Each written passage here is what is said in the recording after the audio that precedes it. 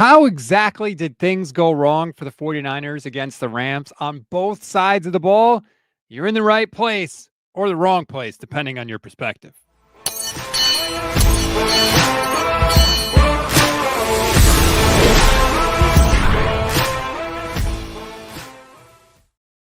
What is good, everybody? Welcome to Under Review on the Gold Standard Podcast Network, part of the Pro Football Insiders. I'm Rob Stats Guerrera. Vish Kumaran's going to join us in a minute. If you are new to the show, this is where we go through the 49ers game of the week, drive by drive, and break down everything that happened, the good, the bad, the ugly. We talk about why it happened, what was said afterwards, and what we can learn going forward. And I got to be honest with you, this is not one that was a lot of fun to watch. We are going to break it down. Just want to give a shout out to anybody that might be watching us on Vertical. New little feature here. We're streaming on YouTube, Vertical and Landscape. New feature, like I said. Sorry if it's not totally right yet. We're still feeling our way out of it, but we're grateful to everybody that has joined us or that will join us. If you are joining for the first time, please like and subscribe the video. This one was a frustrating game for the 49ers for multiple reasons, not the least of which is you kind of got the feeling as you were going through that if they just didn't get off to such a slow start, they might have been able to get into a little bit of a boxing match of a shootout with the Rams. But when you start the race down 3 scores, essentially, you're not giving yourself a chance. And that's ultimately how it turned out. The Rams got the ball first.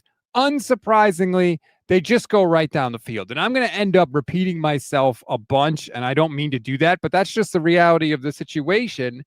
I mean, from the first snap, we got a taste of what it was going to be like. Matthew Stafford drops back to pass, and it was just an assault. I mean, he throws deep right to Terrence, the tight end, who makes the catch, but he's out of bounds by like a hair. But that was just like right off the bat, the Rams were going to go to their tight ends. They were going to utilize them often, and they did. It looks like Vish Kumaran is here. Let's see if I can do this right now. Vish, how are you? I'm good, Rob. How are you? Oh, we're just breaking down this debacle. I literally just got to the first play that was an incomplete pass to a tight end. But I feel like rewatching this game and watching it live, you could tell the Rams wanted to make a statement. They were mad as hell that the 49ers beat them the first time. They wanted to tell everybody the 49ers are not in our league. We are a cut above. We don't know what happened last time, but it was a fluke, and they were on a mission from the word jump in this game. Yeah, I totally agree with you. It's not that I don't think the 49ers, it's not like I don't think they didn't show up either. I felt like the 49ers halfway came to play in this game in some areas, but I don't think they were ready for the intensity that the Rams brought. And to me, we've complimented coaching, Rob, the whole year, how great they've been, how great the coaching has been in wins.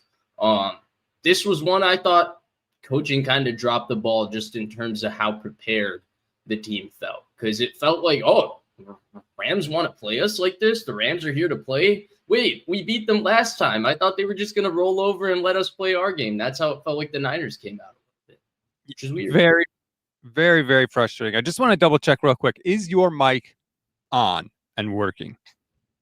It is on. Maybe my audio is not coming through there. Because you usually sound much nicer, and I want people to hear the dulcet tones. Yeah, that's not great. I switched it now. Yeah, that's what I like to hear. Okay. So the Rams just glide down the field, assaulting the 49ers, doing whatever they want. Devontae Adams, Puka Nacua. Hey, Rob. Yeah. Really quick, I thought it was just on my end, but the format of the show is a little weird. You got this vertical panel going with us on the left, and then this center panel. Yeah, so we are streaming both in vertical and landscape format today. It's a new feature. Oh, whoa. So yes, you missed that announcement before. We're doing both. Okay. Wow. So people can watch on their phone. You'll see a vertical. If you're watching, somewhere else, you get the landscape. We're trying it out. I don't know how it's going to turn out. There's a new thing. Give us a little grace here as we get started. But we'll test it out and we'll make corrections as we go. I didn't know you were so technologically savvy. Well done, my friend. Well done. We're trying to keep up with the times. So the Rams go down in the field. They score, no problem. It was ridiculously easy. And the 49ers get the ball back. And this is something that I talked about a little bit with Levin. They go 3 and out, which is, frustrating. But then the Rams get the ball back, and all of a sudden you're like, oh my God, we're in danger of going down 2 scores. On the 3, first of all, real quick, the Rams drive, it didn't even feel like they broke a sweat. It was actually alarming how easy it was. And the Niners defense had a lot of blunders in this game. They had a lot of blunders getting lined up. They had 12 people in the huddle. There was a lot of confusion. There was not a lot of good from the 49ers defense, frankly, in my mind, Rob. But the first drive was way too easy. And then the first Niners drive, I thought Jennings drops this 3rd down. Forbes is a little early. You could have called that PI. They didn't call that sort of PI where the defender was coming around the player early the whole game. But Jennings, if you think you should hold out in the summer, you make that catch. Yeah, and this was the frustrating thing too, is the Niners completed the pass on first down to Jennings for 7 yards. And yet, because their running game is so bad, they can't even move the chains once. When you get 7 yards on first down, you got to at least be able to get another first down on the drive. So that was just frustrating, because if you had any competent running game, you would have gotten it. They didn't. They punt, and now the Rams have a chance to go up 2 scores, and all of a sudden you're on your heels, like right out of the gate. And that's why I said to Levin yesterday, Vish, I think Kyle, when he wins the toss, has got to start taking the ball first. He has to, because your offense has to score. Totally. Their offense needs to dictate, because they have a bad defense, Rob. Let's put it frankly. They have a bad defense. They can't really rush the passer. The linebackers aren't very good. The secondary is not very good. Both safeties shouldn't be starting at this point. That's just how it is. And so they don't have a lot of good going on, and they're not even coordinated right now as a defense. That's the other part of it. They're struggling to get their P's and Q's. They're struggling to line up all these different things. But their offense is playing well. Mac Jones is playing well. Their offense looks like it's got a flow to it. It's got a rhythm. Jones's back foot hits the ground, and he's looking to get that ball out. He looks really, really comfortable. And by the way, he's also playing banged up, if we're throwing that out there. Like, Mac Jones is banged up too. And so when I totally agree with you. I don't think that there's ever a time to change your strategy unless you get into a situation like this. But the Niners, to me, aren't playing like we're 6-3 and our season is kind of on the line. It's like, we're 6-3. We somehow made it here. We lost Warner. We lost Bosa, but we're 6-3. That's their attitude. And to me, it's a little bit weird, because the point that you've been repeatedly making on this show versus mine is, who cares if they don't have those people? They're 6-3. It's the NFL. You get one shot. You got to go to the playoffs. You got to play. And I've been Mr. Doom and Gloom, where it doesn't matter. They're not going far. You'd never expect the Niners to adopt that attitude. And they almost come across a little defeated. At 6-3 with 3-0 in their division, that's how they came across a little bit yesterday. It was interesting. Multiple 49ers, Christian McCaffrey, Kendrick Bourne said, especially Bourne literally said, after wins, this team sniffs its own junk, I think is what his actual quote was. Like, after wins, they think that they're, crap don't stink, essentially. They get too high after wins, and they don't come out with the same urgency as they do after a loss. And that's Do you think it's that, or do you think it's that they're not expecting to win? So every time they win, they're like, holy shit, we won. It could be a little of both. 905. Yeah, I know. Thank you. It could be a little of both. I'm not sure. It's probably that, combined with the fact that they're just not that good. And that's the weird thing. Like, who do you think you are, 49ers, that you could come out and feel, oh, we're so good? Like, look at your look at your team, look at your roster. Like, come on. I don't know. That was just a very weird part of it. So the Niners punt, Rams get the ball back. And again, it was just super easy. At one point they threw a screen pass to Puka Nacua. There's 3 49ers defenders there, and all 3 end up not making the play, not just missing the tackle or not bringing them down. They all end up on the ground. They all end up on the ground. It looked, you know what the first 2 drives looked like? It looked like the second preseason game where one team plays their starters and one team doesn't. Yeah. It looked that easy. It was like there was nothing near Stafford. It was free. They would call whatever play they want. If they ran it with Kyron Williams, he wouldn't get touched for the first 5 yards. And then he would get 2 yards after contact because they didn't really tackle that great. Eventually they get him down, but you didn't really tackle that great. I mean, yeah, it was one of those things. It was their defense. It's subpar. Subpar is putting it kindly. And the Rams go down the field and they score a touchdown again, and it's 14-0. And when they're kicking this ball off, I'm like, if we don't score a touchdown here, this game is going to be over in a hurry. Like, I was legitimately scared because it's 14-0 already. And well, how do they start the drive? Christian McCaffrey run up the middle. And it's like, you haven't been able to run against anyone really, but especially against this Rams team. You haven't been able to run basically at all. Why are you running on first down? Put the ball in the hands of your quarterback, who is playing very well right now, and let's see what he can do. Kyle didn't, unfortunately, but nonetheless, Niners get the ball and they get a false start on who else? Juwan Jennings. And that wasn't even the worst thing Juwan Jennings did today. Fortunately, George Kittle makes a tremendous catch, a diving catch on the next play that bails them out, gets them a first down, and they are driving down the field. And you're like, all right, maybe we're into this. Maybe we could do something here. Here we go. And then what happens? Mac Jones drops back. He completes it to Juwan Jennings. Juwan Jennings does not cover up the football as well as he could, and Landman punches it out. Rams get the ball back, and right then, everybody in the stadium knew this wasn't going to be our day.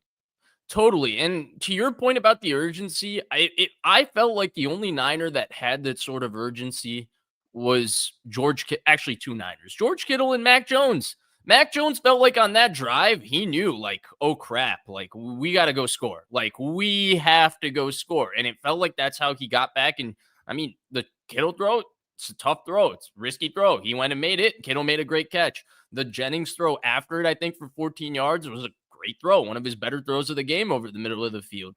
And then, unfortunately, this is a kind of blunder we're going to have to get used to, but it's the kind of blunder we should expect from the 49ers defense, Rob, because they're the ones starting a bunch of young players. They're the ones starting a bunch of guys who haven't played together, that sort of thing. Juwan Jennings shouldn't be the guy making that sort of blunder in that situation, especially when, again, like, this is where it sucks. Like, he has every right to ask for more money. But when you ask for more money, you put a certain reputation about yourself that gets brought up every time you have a negative play.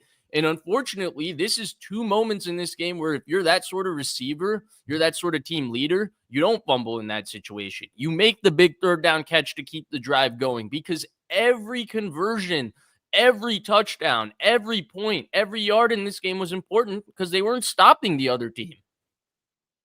Exactly right. It was like, it almost felt desperate, right? Like it was a desperate situation for the offense.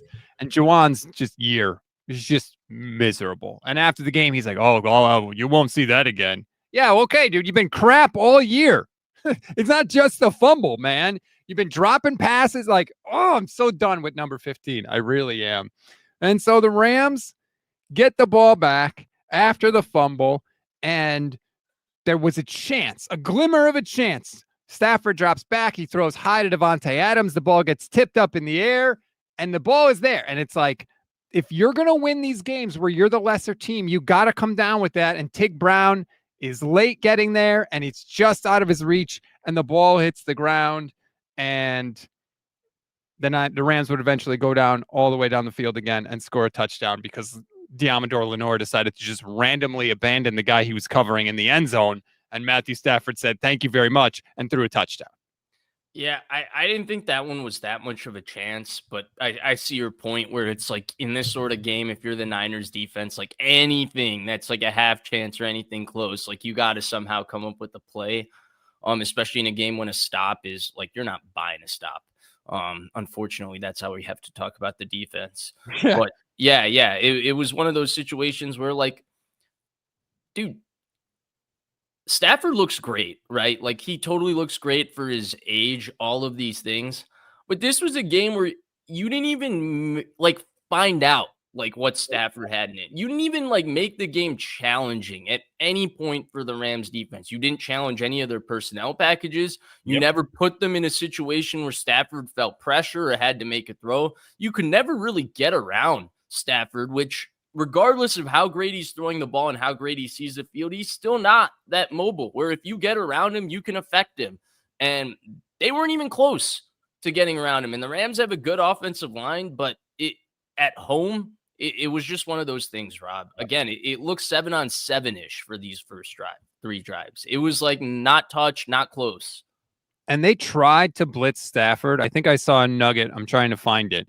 But basically, they blitzed him on, I think it was 56% of his dropbacks.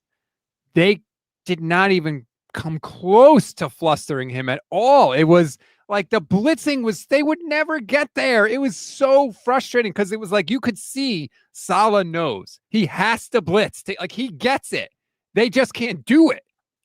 And it's like one, I don't want to call out Brown, but I remember 2 blitzes specifically with Brown where it's like, you can't do a worse job as the blitzer. Like you didn't get close. He stinks, man. Tig Brown, he whiffs on so many friggin' tackles. He doesn't want to make contact. What he wants to do is dive past the guy and grab his ankle and hold on for dear life. That's how he wants to make the tackle. He stinks. I'm stunned they keep putting him on the field and keep taking Marquise Siegel off the field. What do you think that says about? I mean, this is one of those situations, Rob, where anybody that we're stunned who didn't get on the field, and we'll get to another one, I'm sure, at some point in this, or if you want to do it now, because Tatum Bethune got hurt, I think, in one of these drives. He did, but he came back in. Yeah, but Curtis Robinson was the first person to replace him off the bench. Like, it doesn't bode well for the guy that's not getting on the field. That's all I'm going to have to say. And for the one I'm talking about in particular, away from Siegel, and that's Nick Martin in this case, like, to me, when I defended the pick, Rob, I'll say it point blank, it was because that to me was a day one run and hit linebacker. That's why you went and got him in the 3rd round. There's not that many run and hit linebackers in this draft, and we think that guy is going to play from day one or play in a situation where, 2 different linebackers are hurt and maybe he can snip the field. But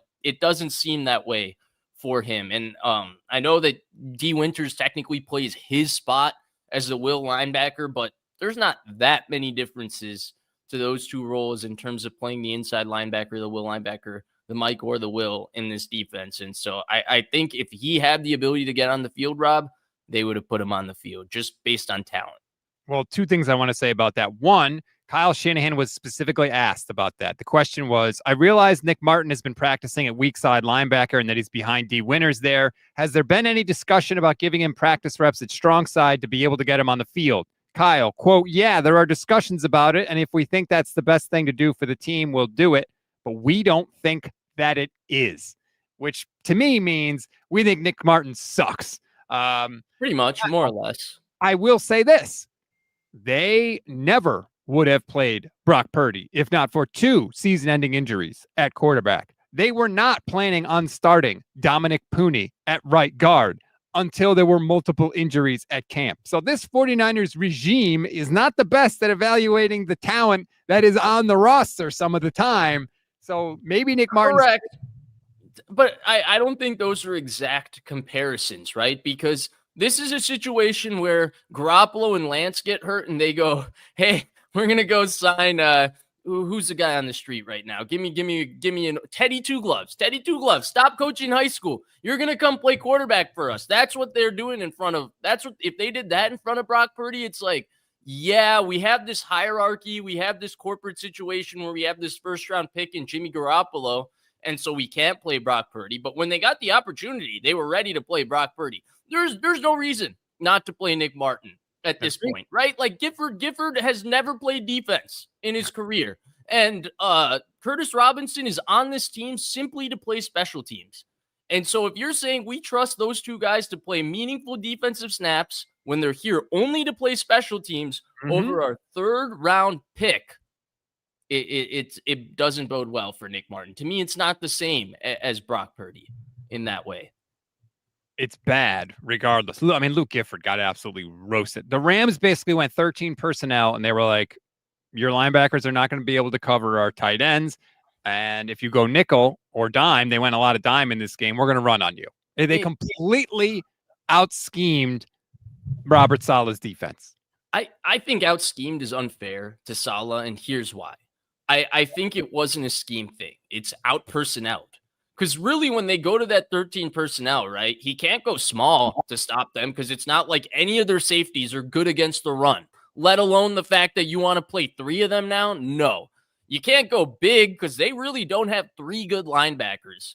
They also don't have the defensive line to deal with it because the guy that's been their best defensive lineman on the inside, their big man-eater, he's out. Their rookie that's been very stout against the run, he's gone for an extended period of time. Like, there's just no personnel on this defense to be able to deal with that sort of matchup. And that's where it's like, I was thinking in my head, honestly, Rob, if we did this show yesterday, I would have said the same thing as you. But then the whole day I was thinking in my head, like, what could he have done? What was the difference? Like, to your point, he blitzed 56% of the time. That's out of character for the guy based on how we know him to coordinate his defense. But it's like that personnel, it's so overwhelmingly bad, Rob. This is where, like, I came around a little bit last night. I was not a make a move at the trade deadline guy because it was like Keon White, I see a future for him with this roster, but I don't like going and getting rentals. It doesn't make sense. I came around to that idea watching that defense yesterday. It's preseason, Rob. That's what's going on defense. It's preseason. They're finding out how to get lined up. They're finding out substitution patterns. He doesn't know when he's coming on. He doesn't know when he's coming on. It's a mess.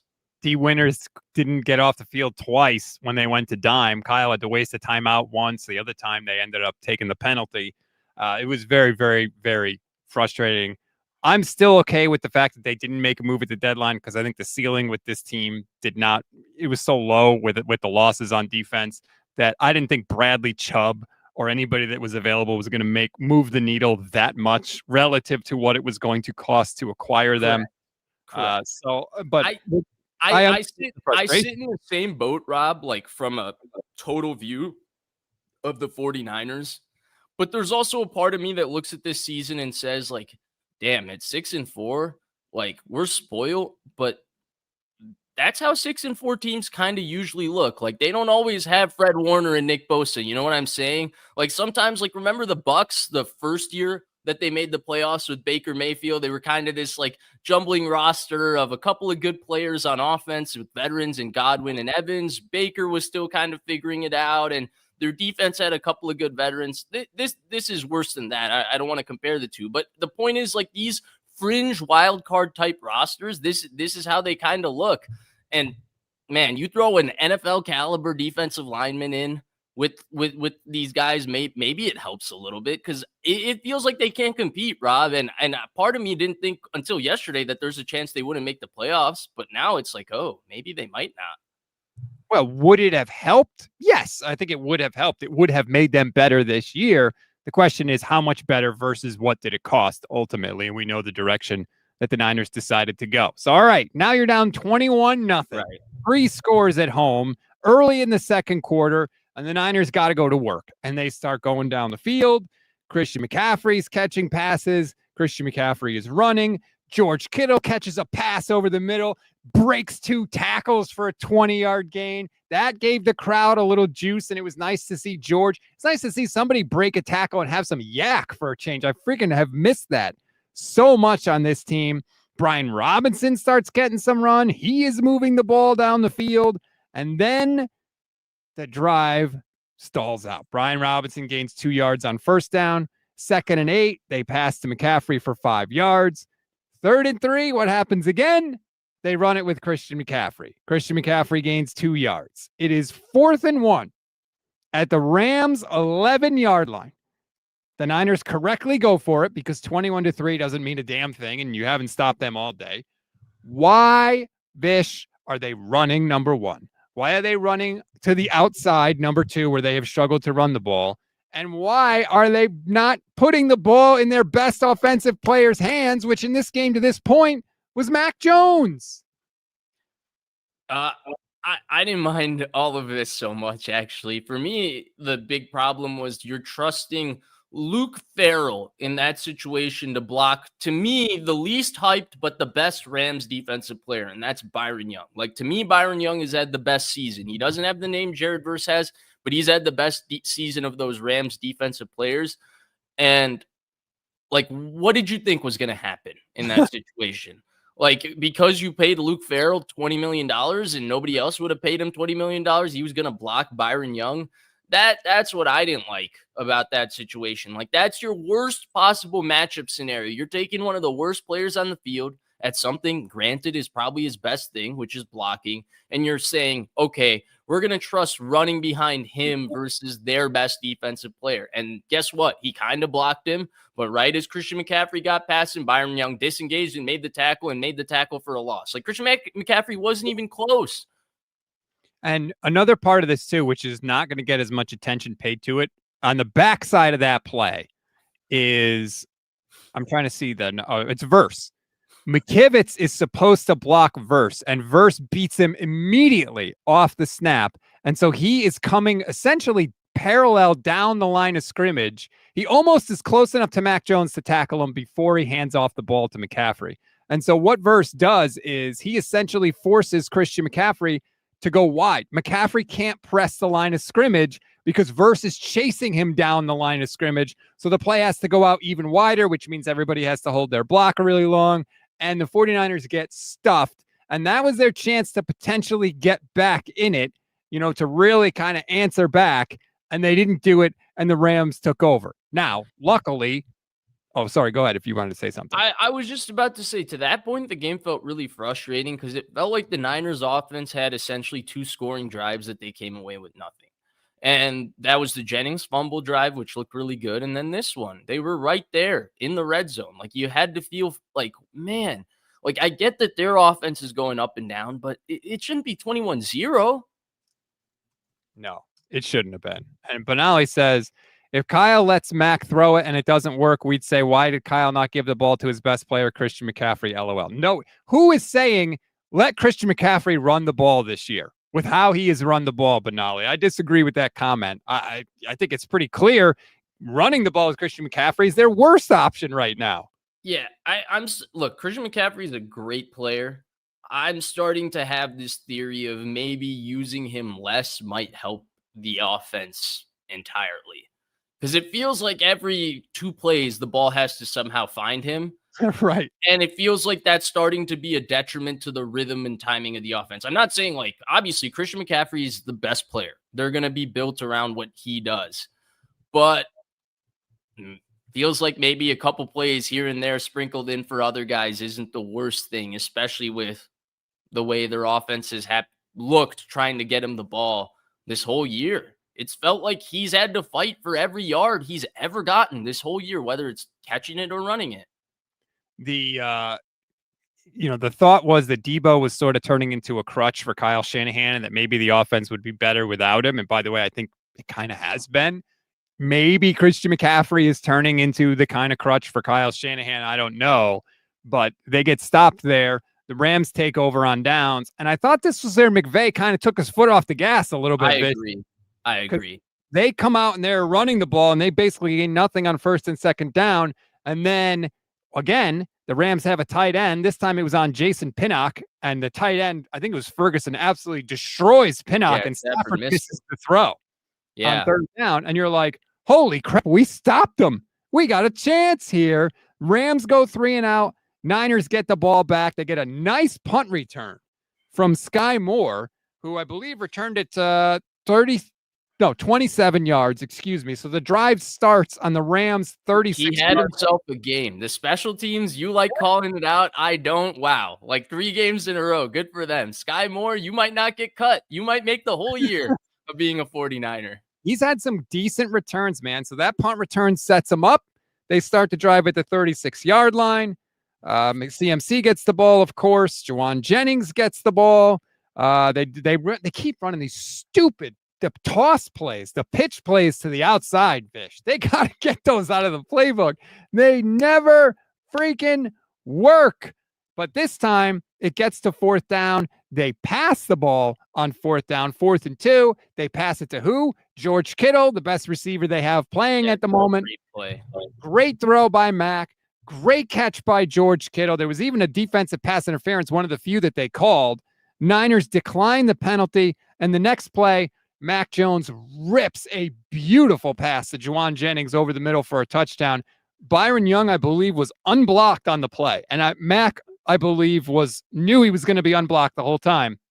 He drops back. He throws to Jennings with a ton of anticipation, who was wide. It was just one-on-one basically on that entire side of the field. So Mac had a lot of room to kind of lead Juwan Jennings. He did it perfectly. Jennings catches the ball, touchdown. Yeah, in terms of just like the quick game of this offense, like what Mac Jones' strengths are, right? We've reiterated it so much. He's so good at back foot hits the ground and ball comes out, set up and throw so quick, and the ball is so accurate. I think this might be, and we see these, we've talked about the evolutions of Shanahan, right? For who his quarterback is. He's now adjusted this offense to be this way because Mac Jones is his quarterback and his strength is drop back passing.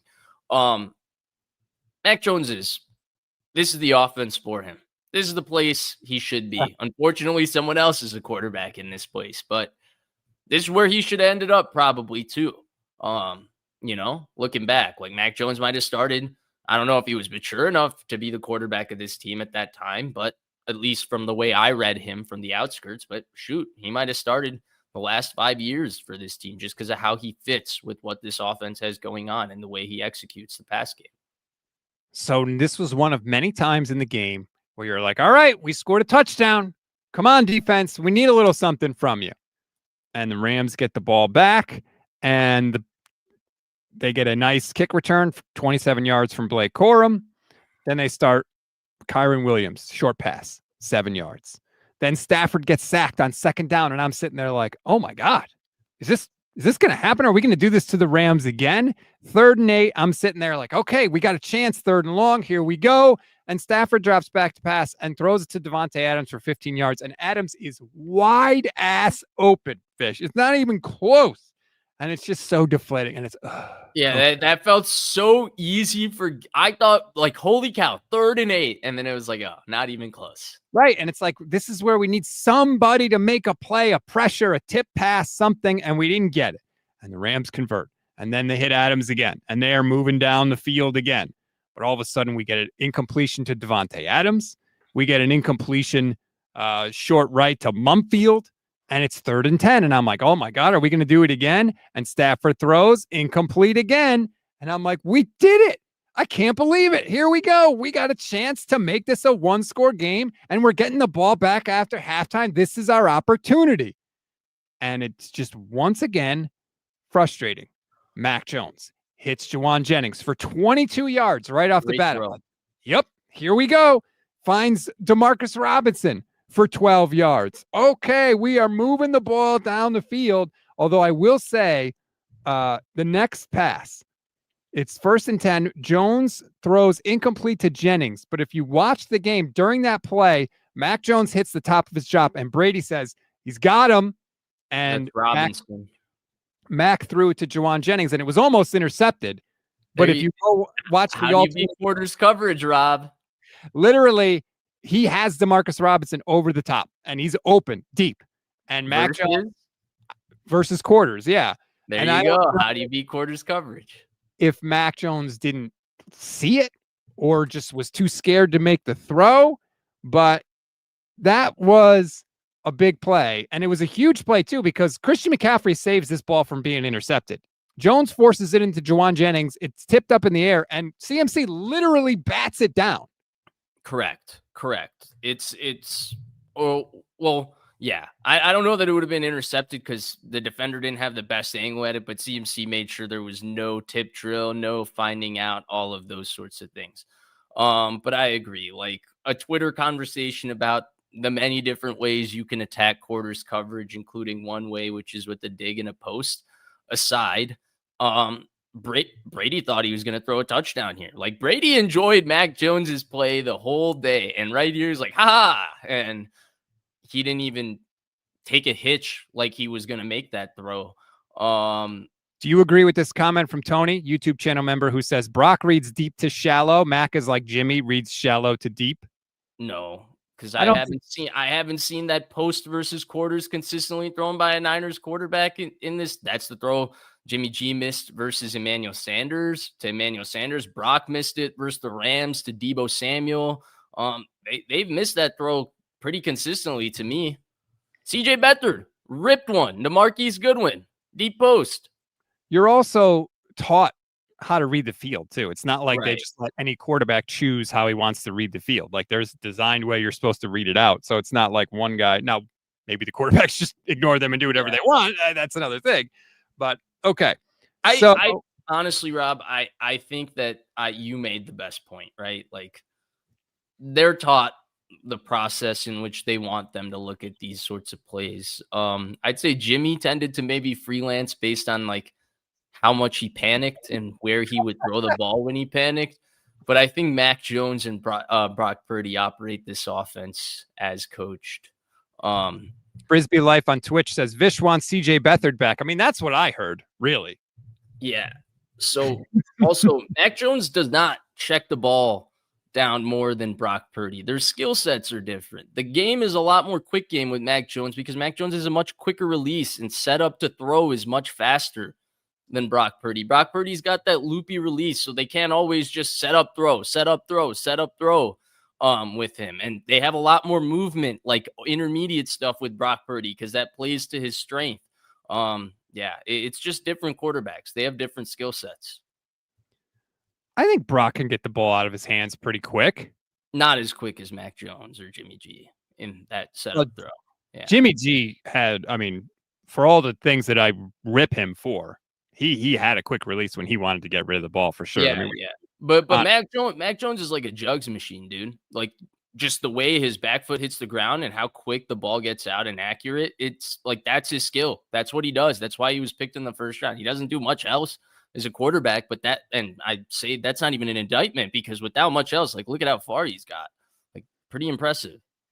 So this was the weird part, and I talked about this with Levin too. The next play, Mac Jones completely loses track of the play clock for a guy that has been money, has been so buttoned up and on top of things in 2-minute drill. I don't know what the hell Mac was thinking or not thinking, but he was not even aware that the play clock was ticking down and they get a delay a game. And that's huge because it goes from 2nd and 10 to 2nd and 15. And the Rams have not given up a, 3rd and 12 or whatever all year long. And you already put yourself behind the 8 ball. Yeah, it was the weirdest delay of game too, because it was like the broadcast didn't even catch how low the play clock was. I was a little frustrated with this too, because I feel like they had emotion on this play too, if I remember correctly, unless I'm conflating it with something else. And that was just like frustrating to me too. It's like snap the ball, but I might be wrong just looking at the clock and situation right now. I might be mixing that up with something else. But yeah, that's also another part that was there. Possibly. Also, another weird thing. So now it's 2nd and 15 and Mac drops back to pass and he's sliding to his left and there's nobody around him. And he throws the ball to Juwan Jennings and he kind of dirts it and he just falls down like as he's throwing. Like nobody touched him. Nobody was near him. Yeah. And it's like, what the hell was that? Yeah, I remember that too. This was one of his more athletic games too. I would say I thought he moved pretty well in a lot of moments in this game. Yes. But that was not very athletic. And now we get to the crux of it, Fish, because on 3rd and 15, they complete a short pass to George Kittle for 8 yards. And this is where Kyle Shanahan needs to evolve. He needs to accept that he doesn't have the defense to keep him in games anymore. He has to accept that he needs to steal possessions because I know it's 4th and 7. I get that. And it's big and scary. You have to go for that there. You cannot punt from the Rams 47-yard line with 19 seconds to go when you have a timeout. They have none. And you're getting the ball first. You have to go for that. And when Kyle didn't, he basically ensured that the Niners were never going to get the ball back down by 1 score. I kind of go back and forth on this one, Rob, just because of where they were, middle of the field, 4th and 7. I kind of see your point because you're saying, well, at 21-7, like we really have not much of a shot. Like we got to go for it. Like this is our do or die situation. Yes. I don't And know. I just wasn't that emotional about this one. That's why I can't be. no, this is everything, Vish. And this comes up later in the game because McVay doesn't do that. He goes for it, and it was a massive play in the game. But Kyle punted the ball, and it was infuriating to me because even if you get a field goal in that situation and you go into halftime 21-10 and you're getting the ball first, and maybe you can score a touchdown, get something. But to give up, Kyle has to realize you're going to have to live with it, Kyle. You're going to have to live with potentially turning the ball over because your defense can't stop people, so it doesn't matter. I think because he had a good punt, right, and they downed him at the 8, you can make the argument like, okay, like field position-wise, they won something, but then you're also going into the half. There was 19 seconds left. They had no timeouts. I'm trying to rack my brain to play devil's advocate here and feel like Shanahan was thinking this, but I think your point of me scrambling and not being able to find anything is proven because there was no good reason that they shouldn't have gone for that. And of course, Kyle was not even asked about it after the game, so of course he never has to justify it. We'll never know. And the Niners go into halftime 21-7. Would you really be happy with him saying, I just was going by what I felt, and I felt like we should have punted there? Why? That would have satisfied you, Rob? You follow up. Why did you think your defense was going to stop them when they were cooking you all half long, Kyle? What were you afraid of, Kyle? You really think you couldn't have stopped them from getting a field goal with 19 seconds to go? I mean, God, they didn't even ask him about it. It's maddening. Anyway, we'll get what to do you want them to ask him, Rob? Let's make a list and then we'll ask together. Why wasn't Ricky Pearsall immediately put on injured reserve after he got hurt?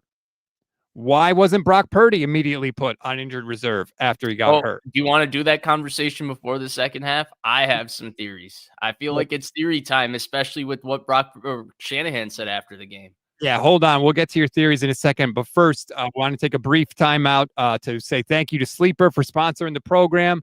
Everybody watching, if you're watching on portrait mode, if you're watching on landscape mode, we appreciate it. I know it looks a little weird on portrait mode. I'll figure that out. Didn't have time to figure it out today, but bear with me.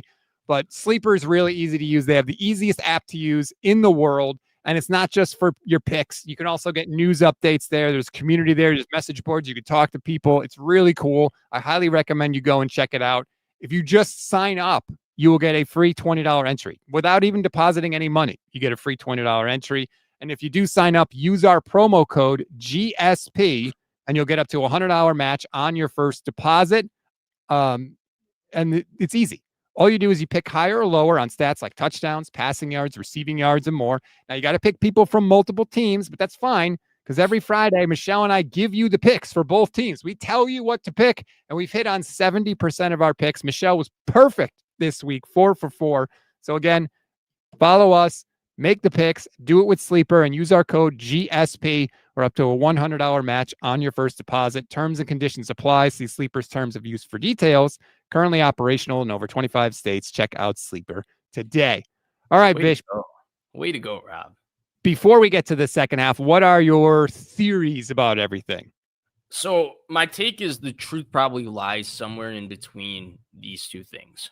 One, and I think this one is something we've seen before.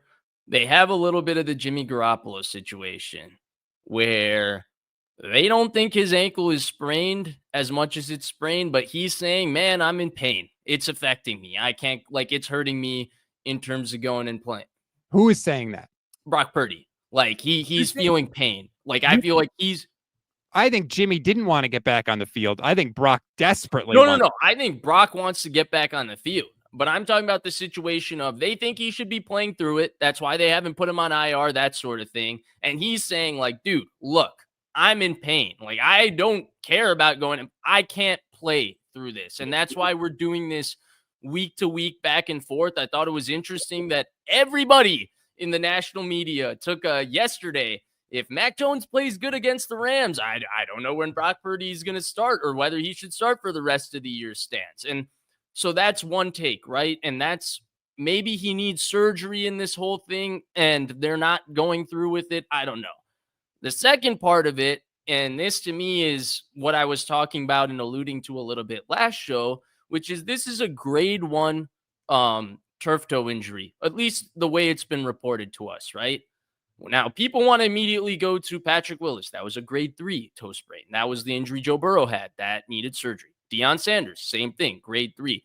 If you look at the history of the grade 1 turf toe injury, most quarterbacks have played with the grade 1 turf toe injury, at least the ones who've had it. And it's a small list of them. Patrick Mahomes, I think, was the last who played through it in 2021.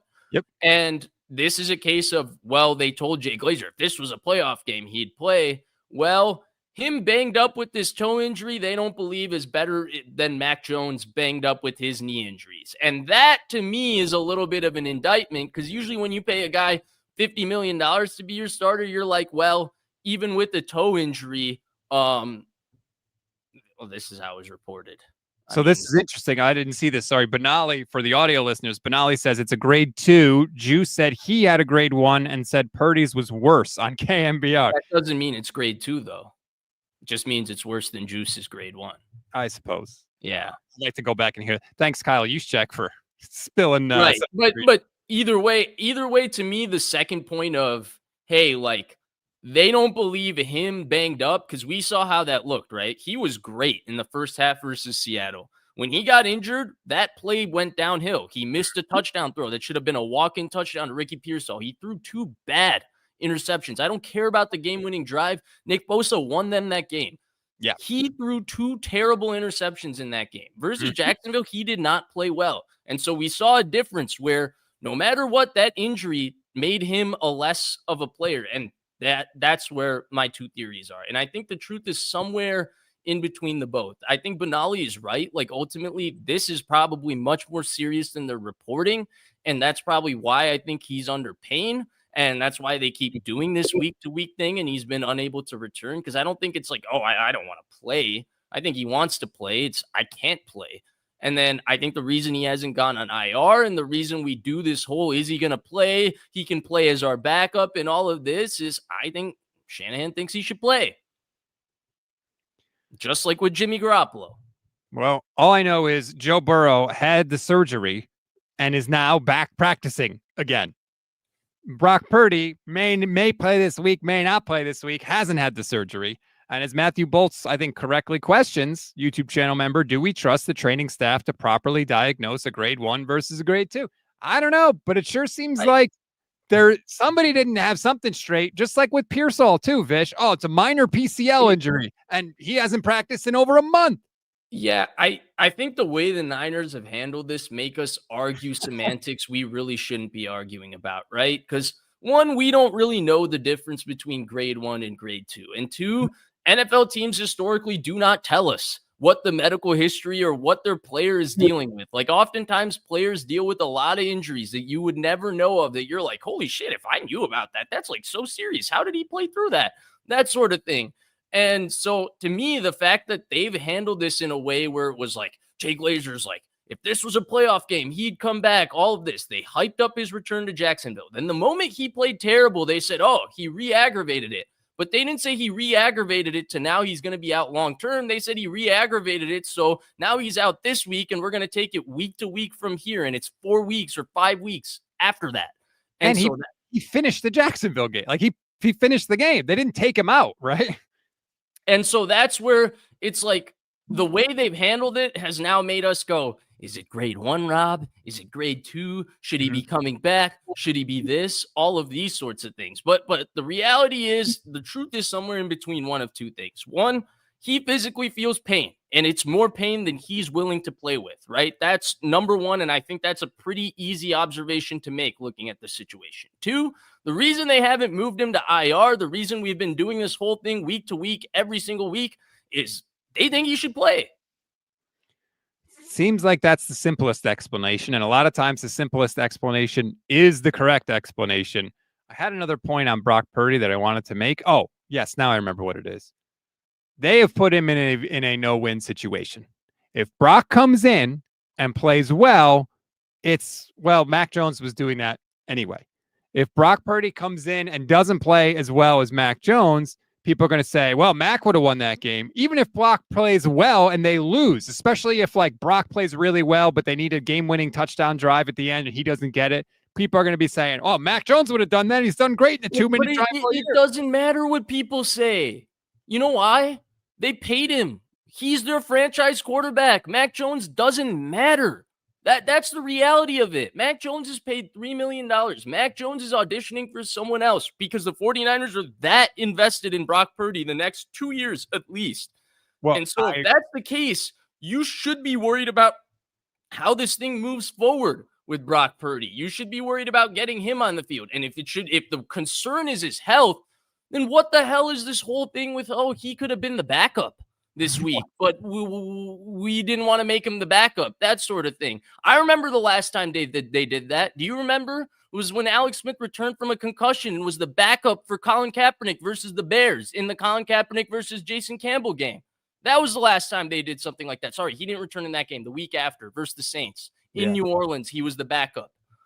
Well, and what did Harbaugh say? He's the backup QB. Harbaugh said we're sticking with the hot hand at the time. That was literally the phrase. Right, but that wasn't this. They had given Alex Smith a paltry extension after flirting with Peyton Manning. They were never that invested in Alex Smith. They're that invested in this guy. That's why this whole situation is so weird. But I agree with you, Vish. But look, Dan Orlovsky said it before the game. There's a quarterback controversy brewing in San Francisco. For Richard Sherman, hey, they should stick with Mac Jones. You know, the fans, I mean, there's plenty of fans out there saying, number one, they shouldn't have paid Brock. And number two, you got to stick with Mac. Like, you could say it doesn't matter. But who did Dan Orlovsky play with in the NFL? Dude, I'm not. No. Like, this is an example, right? Like, what do you think all the things Matthew Stafford played through? That was the quarterback Dan Orlovsky backed up for so many years, right? Like, he's seen a starting quarterback play through many things and still play. I think part of the controversy is I think Shanahan expects him to play through this, if that makes sense. And why is it controversial? Why is everybody raising the story about Mac Jones in my mind? It's to put pressure on him to play. And I think he's standing defiant and saying, I don't feel good. But Kyle's not the one causing all. He's not telling Dan Orlovsky to say that there's a quarterback controversy brewing to put pressure on Brock Purdy. I don't think he's doing it directly, but I think the thought comes from him, knowing him and how he reacts. Because the Garoppolo thing, he was pissed that Garoppolo didn't play through that sprained ankle, no matter what. Like, that was a part of it, and that ruined their relationship as much as many things. But that was another thing that ruined their relationship. I think he has this expectation that quarterbacks play through certain things. It's what I've been bringing up, right, in these last few shows, that where there was a time where quarterbacks just played through this sort of stuff. It's frustrating, man. Tony says, I'd like to see what Mac looks like with Pearsall and Kittle. And a lot of people have said that too. If Mac Jones is putting up 300 yards with Kendrick Bourne and Juwan Jennings, what would it look like if Mac Jones had all the weapons that we've seen Brock Purdy have? Like, I'm telling you, it's not a good spot to be in if you're Brock Purdy. You can only get dinged. Even if you play well and win, people are going to say Mac was doing the same thing. There is no scenario where Brock Purdy's going to come in and play and people are going to be like, see, they never should have stuck with Mac. Great job, Brock Purdy. That scenario. But that doesn't matter, right? Because you're not worried about winning that because you're invested in Brock Purdy. The weird thing to me is people keep jumping back to like, oh, well, they said they messed up with him versus Jackson. They didn't admit it. They said it publicly to protect him, right? To not play him the next few weeks. But they've been doing the week-to-week thing with him since the Jacksonville game. We've had 3 straight weeks where we've thought he might suit up as the backup, Rob. 3 straight weeks of that. If this was more severe since the Jacksonville game, what would be the automatic reaction? Put him on IR and say, we're going to look at this in 4 weeks, right? True. They didn't do that. They've been evaluating him week to week since the Jacksonville game. They've been teasing his return for 3 weeks. Have they handled it that way, Rob? They have not handled it well at all. No question about it. From what they have done with the roster to what they have said about it and how they have talked about it. At least they haven't actually made him active as the backup, because that's the worst freaking look of all time. They've been smart enough not to do that. But that's the only good thing I'll say for how they've handled this whole thing. We got to get back to the second half, because it's the weirdest thing of all time. And it sucks because they've put him in such a weird public spot after paying him. Like I feel like they could have protected his perception in all of this way better. Because to your point, while it doesn't matter what anyone says, while it doesn't matter what anyone thinks, because frankly, Mac Jones is slightly irrelevant when you pay a guy $56 million just this offseason. That's just what happens. They put him in this like situation where they've created bad press for him, and he's injured. Yep. It's not going to be fun to be Brock Purdy the rest of this season. I'll say that. All right. Well, and I do agree with this last comment from Banal, who says Brock's played through enough for the team to earn the benefit of the doubt that his injury is legit. That should be a factor, right? You've seen Brock play with broken ribs. You've seen Brock play with a variety of injuries. Yeah, no, totally. Sorry, go ahead. I didn't mean to cut you off. Yeah. That should matter to Kyle. Like, it should matter to everybody.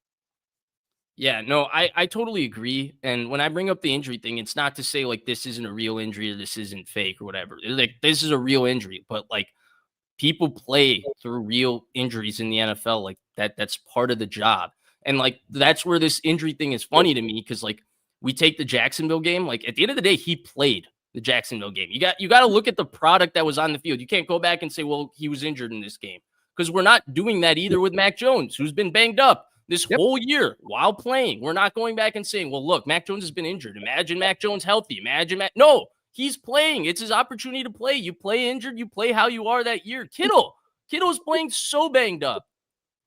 And Kittle had his best game of the year last week. So I agree with everything you're saying. Let's start the second half of this game.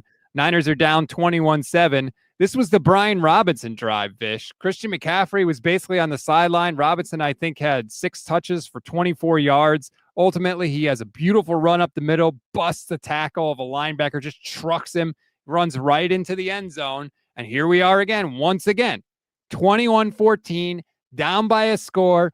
Defense, we need a stop to get there and potentially tie this thing up.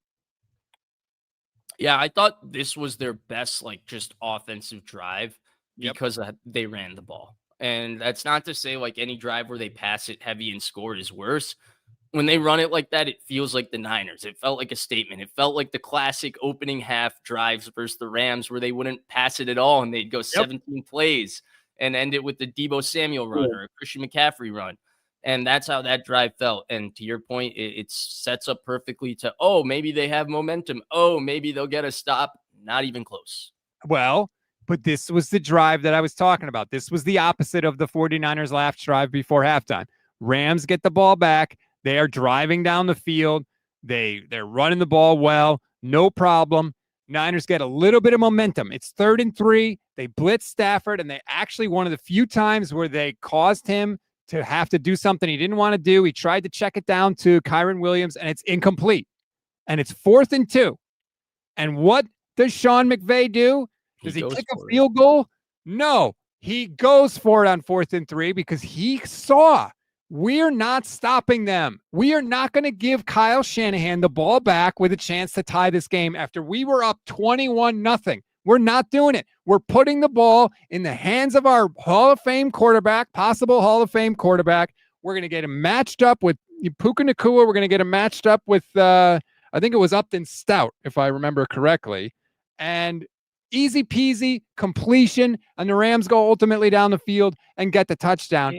That's the difference in the game. Kyle was scared. McVay wasn't. I think it's a lot easier to make the decision, too, when you're up 21-7 and you feel like, or was it 21-14 at this 21-14. 21-14. And you feel like you're driving. But I agree with you. Ultimately, that was the aggressive decision. It was the right decision. And Puka, it was like taking candy from a baby. They had no shot at covering Puka on this. And then they couldn't even make the tackle when they push him back on forward progress. He was able to turn around, break the tackle, and then get the first down again. They're tackling, Rob. They're tackling. It's awful. It's awful. There was the first run of this drive. Corum runs up the middle, and he gets smashed. And it's 3 49ers that no one's wrapping up. Everyone's trying for the big hit. They're throwing shoulders, and Corum just bounces off the tackle and runs eventually and gains a whole bunch more yards. It was emblematic of the whole game. And like I said, the Rams ultimately go down the field, and they score a touchdown pass. I believe it was, 2nd and goal at the 2, and the Rams get Devontae Adams matched up one-on-one in the slot against Malik Mustafa. That's when I say Saleh got out schemed. That doesn't happen by accident, dude. They set it up that way, and he cooked Mustafa, which I don't blame Mustafa. Most corners get cooked by Davante Adams in that situation. But it was comical how easy it was for the Rams. Totally agree. Totally agree. And yeah, he had no shot with Davante Adams. Honestly, no Niners corner had a shot with Davante Adams. It looked easy until he hurt his oblique. Yeah, it was sickening. He's disgusting, man. His releases are unbelievable how much space he's able to create. And so once again, the Niners it's wildly frustrating though how uncompetitive they looked with Puka or with Davante Adams or with Stafford, man. Like, they couldn't even touch him.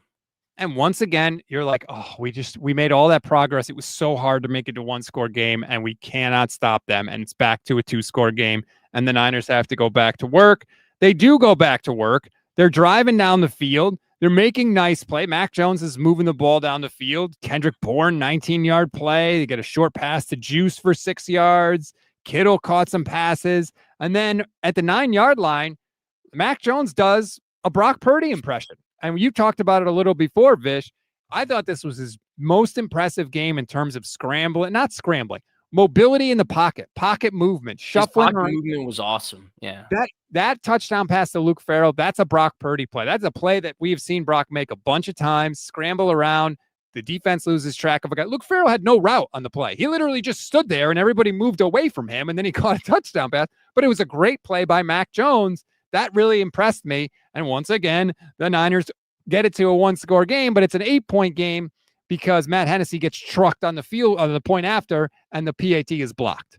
Correct. And it was the most emblematic thing of this game, right? Like any chance the Niners have at actually making it close, they make sure that it's not as close as they can actually make it, so that there's just a little less pressure on the Rams. And that was another thing where it was like, oh, 1-score game? No, actually, no. Right. They need a touchdown and 2-point conversion now to tie it, just like in your own head when you're tracking the game. And I agree. His mobility was the best I've seen it for the 49ers in this game. And this was one of his best plays, honestly, specifically because it's not something he's like accustomed to doing or specifically in his skill set, which is finding an option after he's moving like that. And it was really decisive. He found space. Great play. Yeah, it was very impressive by Mac Jones. I've been, I think, less eager than a lot of people to embrace him and praise him. I thought this was probably the best game that he played, like just in terms of what he was doing within the offense, but also the extra little stuff like that. That's not part of the offense. Credit to Mac Jones. It's cool. Like to your point, it's like cool in like a underdog way. Like the fact that like he's just not quitting and he's just like rallying this preseason. I keep saying preseason, but this is a preseason roster of receivers. When you start Jennings, Bourne, and Demarcus Robinson, and these are your receivers. Now, of course, you have Kittle and McCaffrey, which is pretty freaking awesome. But with those three guys, it's like cool because it's like next thing you know, you get a 20-yard strike to Kendrick Bourne.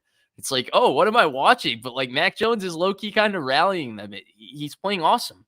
It feels the way it felt with Brock. Now, it's a little different because Brock was the third string and the last pick in the draft, and Mac Jones was obviously a first-round draft pick, so it's slightly more expected, but it does have a similar kind of vibe to it. The Rams get the ball back, and this was the drive where they just decided we're going to throw to all our tight ends. They can't cover any of them. Not Luke Farrell. Luke Gifford. The other Luke got absolutely torched by Ferguson. The Rams drive right down the field again, and they score yet another touchdown. The 49ers did not stop the Rams in the second half. Every Rams possession in the second half, touchdown, touchdown, touchdown. I know the Rams are really good, but Robert Saleh, you got to do better than that. Something. Yeah, it's not even like close. I still stand by. I just don't think they have the personnel, and it sucks when you feel like, well, whatever I call, we're not going to be able to cover somebody, and Stafford's going to be able to find that somebody because we're also not going to be able to pressure him. It's pretty depressing. They could do nothing. And to be fair, he missed Ferguson on the first play of this drive or Ferguson dropped it, that he also beat Gifford, that would have been a big play. But it's like, okay, no problem. We'll find him again down the left sideline. It's frustrating. I think this might have been the most frustrated I felt watching the Niners defense since Brock Purdy got hurt in the NFC Championship game. Just in like a different way of helplessness, if that makes sense. Like that was, they're playing so well, but they can't do anything on offense. This was, no matter what happens, it's like they can't even compete. Like they don't belong on the same field as Matthew Stafford and Devontae Adams and Puka Nacua. It was that feeling of helplessness. And the Rams score the touchdown. And the Niners get the ball back, and they're trying to make it a one-score game again. But on 4th and 4, the refs decide that George Kittle didn't get set at the stop sign for 12 and a half seconds. So they call a friggin' offsetting penalty after the Niners would have had a chance to get the first down. And on the next play, Mac Jones throws an interception, and the game is over. Yeah. I mean, the interception is just whatever on 4th down. They got screwed on the Kittle play. That was bullshit. Even Brady said. And I don't even think Brady's allowed to talk about the officials as a league owner. Well, and the rules analyst said that it was BS. He said Kittle, he's like, that's way too. Brady did it. Kittle had his feet set. He was set. Like, was he set for 3 seconds? No, but he wasn't moving. That's set. Like, you're either set or you're not. Rob, that goes by. That guy goes in motion and does that 9 times every window, every slate of games. Like, it's going to happen 4 times with Green Bay today. They don't call that. It felt so like, what's the point of this? Now, I will say you did the thing that a lot of people are doing, and I don't agree. You're saying, Mac Jones interception. It doesn't matter. Like, no, he threw a pick. He had McCaffrey early. He didn't throw it to him. Then he tried to force it into the window late. It got tipped up. It got intercepted. Like, I know the interception is not that bad because it was 4th down. If it's on 1st down, that's a totally different thing. I get that part of it. But, like, dude, he threw a pick. He played great. No, I agree. The interception is the interception. But I do always talk about this, right? Like, when a guy throws an interception 1st down or 2nd down in his own territory, like the first drive of the half, right? That's a horrible interception. It's like you're coming right out of the half. You're killing all momentum. When it's 4th down and he's clearly throwing the ball not to take a sack and it gets tipped up and throws into it, it's still an interception because what would you like him to do? Convert that 4th down. Right. But it was a situation where he's either getting sacked or he's throwing an interception. There was no positive outcome for what ended up happening in that play. And that's what I mean by the interception. It was like at that point, it was like, I didn't feel like there was anything else that he was going to do good in the play at the time he threw the interception. It was either an interception or he was getting sacked. We were getting a bad result, a turnover, not converting the 4th down, which was really the big problem there. And part of the reason he was going to get sacked is because he's not mobile enough to escape when there is that kind of pressure. That is also like on him. Brock may have been able to extend that play. I don't know. See, I don't like doing that though. Like, what's the point of doing this here and sitting and comparing the two? Like, one makes $3 million and is the backup. One makes $50 million and is the starter. We shouldn't be sitting here and comparing them. That's problematic for the starter. This guy should be definitely better than this guy. If this guy's playing well, that's good for this guy. Go start somewhere else. That's what you're trying to do. Revive your career. All I'm saying is for you to say, well, it was either a sack or a pick. So it was like, yeah, but part of the reason it was either the same thing was Brock Purdy. It's the same thing for the quarterback in this case. It's not comparing the two. It's about what the quarterback did in that situation. Yeah, I'm not letting Mac totally off the hook for the pick. That was my only thing. And then after the rest of the drives, I don't care. I know Kittle had a nice touchdown, hell of a play by him, but the Rams did not give a crap after that because they had scored again, and it was 42-20. So, yay, Mac Jones got to pad his stats a little bit. Happy for George Kittle because it was a hell of a play, like I said, but the game was over after that. And that was a great play by George Kittle. Probably one of the best touchdowns of his career. I continue to say that blocking is the second best thing he does. Now, I have to say they did feature him a little more. And if there's one positive to take out of this, it's that maybe if Mac Jones has to play, he and Kittle are sort of developing a little bit of chemistry that I don't think had right away when George came back. So that's a good thing. George Kittle, by the way, 3rd fastest tight end ever to 7,500 receiving yards. Only Gronk and Kelsey got there faster than George Kittle. And we know those guys got a hell of a lot more targets. Oh, yeah. You know what I love about all these good tight ends? The hair? No, Jason Witten will just keep getting moved down the all-time. The most overrated player in the history of the NFL, Jason Witten. And also, I will say this. Benali said we weren't doing this when Brock we do this every time Brock Purdy throws an interception. We do evaluate whether it was a good pick or not. The problem is he's throwing a lot of in his own territory, first drive of the second half, throws one up into the middle of the field sort of interceptions lately. That was the pick versus Seattle. We do evaluate whether it's a good pick or bad. No, there's no such thing as a good pick, but we do evaluate the merits of, hey, this was situationally, he threw it up on third down versus it was first down and they're driving first drive of the second half versus Seattle and he just throws a pick into the middle of the field. Those aren't the same thing. We did this a lot with Brock Purdy early. I remember we used to talk about his turnovers versus Jimmy early in his career to compare the IQ of the two players often. This isn't a new thing. But I feel like if Brock throws a pick, people are more, or if Mac throws a pick, people are more likely to excuse it. He's the backup quarterback. He's trying to make a play. Brock throws the exact same pick. You're making $50 million. You can't throw that interception. Oh, it should be. I mean, the pick is either really good or really bad based on the play and the game situation, not the salary of the guy throwing it. Sure, but I still detest this idea that everything Mac Jones does, we need to complement it under the purview of, hey, we need to protect Brock Purdy and what he's done and how good he is. And we need to criticize Mac Jones in a way that compares the two. One, I think comparing the two is like weird at this point just because of how much they're paying Brock Purdy and how invested they are in Brock Purdy. So like, what are we doing with this whole thing? And then two, on top of that, it's like what Mac Jones is doing, that's playing quarterback. What Brock Purdy is doing, that's also playing quarterback. You have to evaluate it for what it is, and what they're doing in those games. It's weird. I find it weird. It's like the whole thing with, he's banged up. Mac Jones is playing banged up too. I haven't heard anybody sit here and say, this is what he's doing despite having a brace on one knee and a brace on the other knee. He's playing. That's just what we're evaluating.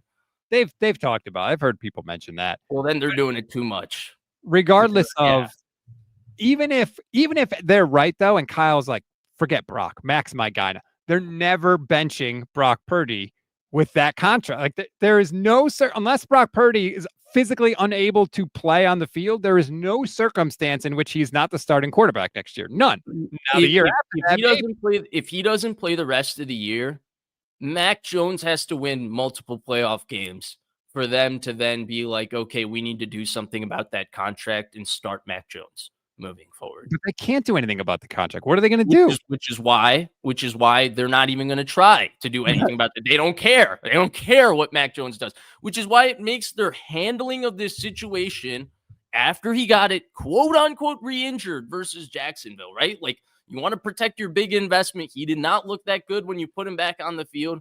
So weird. Why are we doing this week to week? And why has the last 3 weeks there been an open question on every Friday, Saturday that, he might be the backup? Well, he's not good enough to start, but like he's going to be the backup and suit up. What is that? But he hasn't actually done that, though. He hasn't been that. They've made it seem like it's possible, but they haven't. Why do we build it up every week if he's this hurt, right? Like, if you build up a guy coming back for 3 weeks and 3 weeks later, he's at the same point of coming back that he was 3 weeks ago, and you told us that the injury is more severe and you don't want to rush him back because he re-injured it. Have they handled it in that way at all? They've handled it, I think, in the worst possible way. Like, is there a worse way they could have handled it? Well, I think the only reason there's not attention to how they've handled it is because they've won with Mac Jones. So now there's attention to Mac Jones versus Brock Purdy instead of there just being attention to they paid this guy that much money this offseason to handle his injury like this. That's full stop. Then let's talk about Mac Jones. Then let's talk about Mac Jones and Brock Purdy. But the way they've handled Brock Purdy, full stop, that's a conversation. This whole Mac Jones thing, that's a second conversation. And then finally, if we really want to get into speculation, then we can do the whole Mac Jones and Brock Purdy thing because it doesn't logically make sense to do the whole comparison. Did you see how they Eric Branch asked Mac Jones after the game, why did you sign a 2-year contract? And Mac Jones was like totally thrown off, like, wait, what? Why are you asking me that now? I mean, it's a fair question, from Branch, because you would think that Mac, like, this would be the ideal scenario for Mac, right? You go to San Francisco, you get to play, you play really well, and then you leave and become a starter somewhere and sign a nice new contract like Sam Darnold did, and he's not going to have that opportunity. Now, for what it's worth, I should mention, Tim Kawakami has said repeatedly on his podcast that he thinks that Mac Jones and the 49ers have this wink, nod, handshake agreement that if he plays really well this year, that they were going to trade him in the offseason. Number one, let me say that would be illegal. You can't do that. It doesn't mean that they haven't, but it's technically against the rules. You're not supposed to make any sort of side agreement outside of the contract. And number two, I'll say this. I would love if they traded Mac Jones this offseason, because I think you can get a nice pick for him. Yeah, I think he signed a 2-year contract, Rob, because he's not a starter for 60% of the offenses in the NFL, because they don't play an offense that he could fit into. Just the way they ask the modern quarterback to play and what goes on, he's not a starter for 50% of the offense. You know where he can start? He can start in Minnesota. He'd go beat out J.J. McCarthy. But I don't think Minnesota was looking to bring in Mac Jones to do that job this year. No, they tried getting Daniel Jones back. They tried getting Sam Darnold back, and then they rolled with J.J. McCarthy. He can go to the Rams. He can go to the Rams, right? Well, he can go to the Rams, right? No, Jimmy G's got his mojo back. There's Jimmy G and Matthew Stafford there. So that team is out. He's not a great fit in Seattle. They ask a little too much mobility from the quarterback. That's what they're doing with Sam Darnold. Like, you go down the list of teams, there's like 4 or 5 teams that will call the game in a way that he can go back to New England. Josh McDaniels, that would work, but they have Drake May. So there's 3 or 4 teams where the coach, the coordinator, the way the offense makes sense with his skill set, that he looks like this. And that's why there's been this big up and down on the whole Mac Jones. Mac Jones sucks. Remember how people were so adamant about that? He's not different from when he sucked. He's the same quarterback. He has the same skill set. Right. If you use that skill set correctly, he's pretty good. If you don't, he's not very good. He falls in that range of quarterback. And with the way offenses are in the NFL and who would be able to use Mac Jones, there's a very small percentage where he falls in as a guaranteed starter. That's why he signed a 2-year contract, because he most likely saw this as an opportunity to be a backup, because he probably saw his career as, I'm really just a top backup in the NFL because I can't start in all these places. Like, he couldn't start in a Buffalo. The weather becomes a problem for him if you take him to Chicago, or you take him. It was an issue for him in Buffalo when he was in New England. So all of these things play into Mac Jones and what he is as a quarterback. Want to hear something funny? Mac Jones' cap number goes down next year. It's 2.5 this year. It's 2.2 next year, which is hilarious. Right. It's more an indication of what Shanahan does and how Jones is a fit for Shanahan. And this is Mac Jones has now gone from what people thought of him in New England to now some great quarterback. He's always been pretty similar. I think the one thing that stood out to me, Rob, is he's matured. Personally, and the way he answers these questions, the way he handles himself, I never saw this in New England. I think he's handled himself great with the 49ers, like who he's been as a person. But besides that, what's different? This is the same guy as a rookie. The way he's talked to about how he has learned to, focus on process over results. Like, they ask him, like, do you have to score 30 points a game? And I liked his answer. He was like, I don't ever focus on scoring points. I focus on doing my job every single play, and the points will result. If I can do that, the points will come. I love that answer. He talked about, dealing with the frustration and stuff. I agree with you. I think he really has matured. I think he would tell you that he's matured. Most people do in those ages. Makes sense. Yeah, that too. He's a weird dude too, man. I totally get why the locker room likes him. Like, the way he has played on the field, the way he has battled, his personality. He doesn't have as much like bleep you in him as Brock does, I don't think, but he's got a little. No, he's got. You see why they called him Johnny Mac in Alabama, as in John McEnroe, Mac Jones, because he does have a little bit of that. But I think the locker room, it's what you nailed last week on our show. More than it's a respect. It's a deep respect for the way he's competed, his mentality of whoever's on the field with him. He's just worried about doing his job on that given play. It's all things you can respect, whether you want to say that guy's our starter, that guy's our backup, whatever. He's just played and been a human being that you could respect doing a job with, and hats off to him. But at the same time, Rob, I think this conversation has become a little extreme, because there's a lot of, there's a lot. And maybe this, you question it in this way. Why do you pay Purdy? Because there's a lot of guys that can look this sort of good in this offense. Well, yeah, that's a different argument. But the problem is you can't start a different guy every year in the NFL either. So if you have a guy you feel good about and he's started multiple years for you, you pay him. That's just how business is done in the NFL. So, I mean, we can beat the dead horse for this conversation for a long time, but I don't know that anybody is necessarily looking at it as Mac Jones is now some sort of franchise superstar quarterback. I certainly don't see it that way. I feel like in a lot of ways, he's the same guy as New England. And no, what they're saying is, Vish, what they're saying is he's producing at the level Mac Jones or Brock Purdy is producing at, but for far cheaper. That's the argument. That's what they're saying. Right. So, anyway, we're done talking about the quarterbacks. Yeah. In fact, we're done talking about this game because it's been an hour and 20 minutes, and that's certainly long enough. I don't want to focus on this game. Yeah, that was an awful game, man. Let's focus on next week and the Cardinals. And tough game. I want to address this to Wogstar really quick. It says, Rob, did you hear all the Rams players after they won calling Levi's SoFi North? Like, give me a break, LOL. Dude, when you win, you could say whatever you want. You think this is a rivalry game. The Niners have generally handled the Rams throughout the Shanahan McVay tenure for the most part. Of course, the Rams are going to be happy when they go up and kick the tar out of the 49ers. The Niners, if you don't like it, beat them. And then you can talk and say whatever you want. So I'm not mad at the Rams for doing that. You know what I am mad about? This is a weird year in the NFL. There's not really a great team. It's very much like the league is scattered across.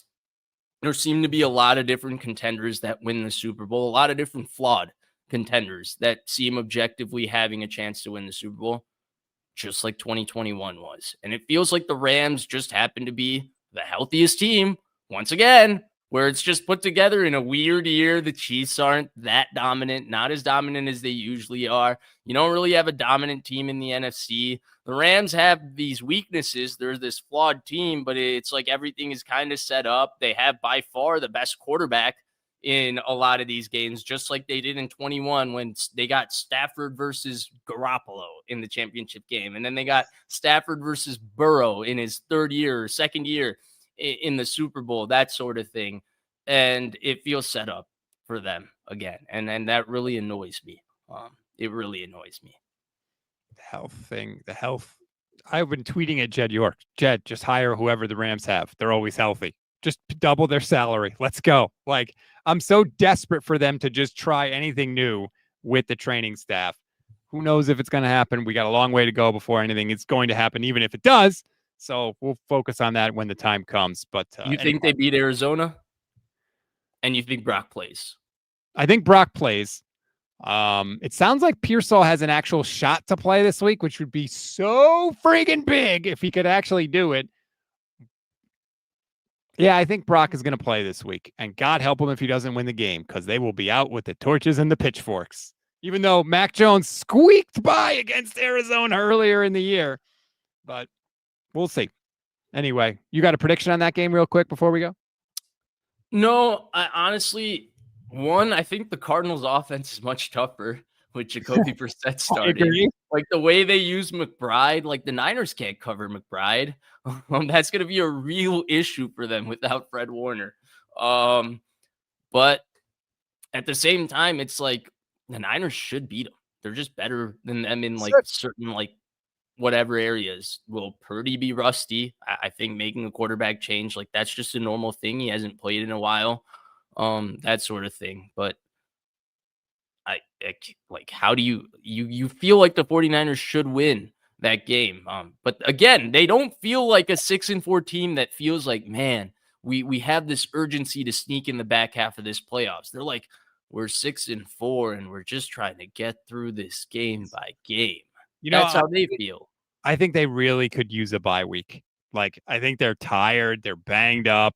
If they had a bye week, I think now would be the perfect time, especially with the quarterback situation. But just, you know, I think that if they had a week to just refresh a little bit, and for these young guys especially, like they're getting to the point in the year now where like their bodies are used to the season kind of winding down. And in the NFL, it's like, no.